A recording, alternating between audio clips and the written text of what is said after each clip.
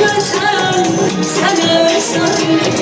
Hər bir qarış torpağım üçün can qoydular yiğitləri.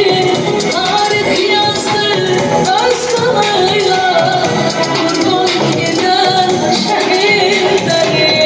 Neçə ildir Şuşaçı anlayırdım için gözün aydın Qarabağım başımdadır yine tacı.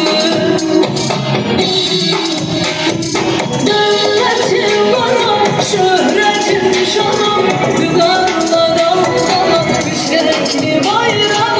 Her zaman sana kurbandır canım, şanlı vətənim Azərbaycan. Devletim varam, şöhretim şanım, yukarıda dalgalan yüksəkli bayram. Her zaman sana kurbandır canım, şanlı vətənim Azərbaycan. Allah sizlere çok sağ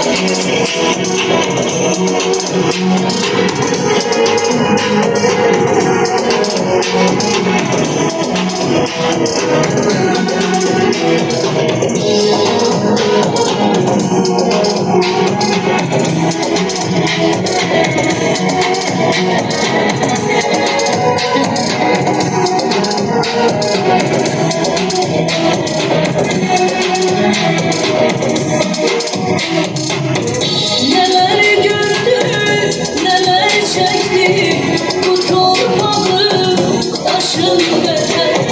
Qisasını alır bugün, nərə çəkən boşun vətən.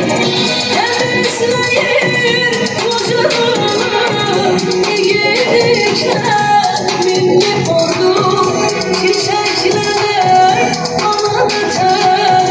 Mübarizlər Polat yurdu, hakkın vardır öyünməyə. Sen elimdə qalasınsan, başını dik sakla vətən. Mərdanlar anasınsan.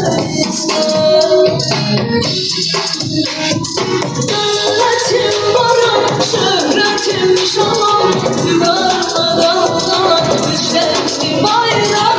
Her zaman sana kurbandır canım, şanlı vətənim Azərbaycan. Devletim varam, şöhretim şanım, yukarıda dalgalan yüksəkli bayram. Her zaman sana kurbandır canım, şanlı vətənim Azərbaycan.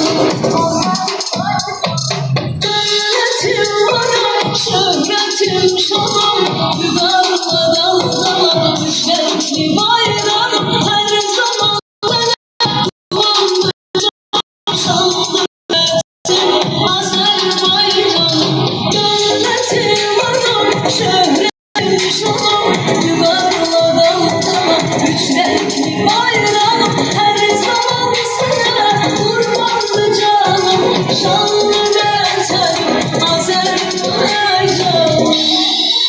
Devletim varım, şöhretim şanım, yukarıda dalgalan üç renkli bayrağım. Bak bu kanını canlı töken igidlərimizin bu koruduğu üç renkli bayrağımız her zaman zirvelerde olsun. Teşekkür ederim sizlere, əziyyət verdim. Hakkınızı halal edin. Allah xoşbəxt eləsin. Buyurun, teşekkürler.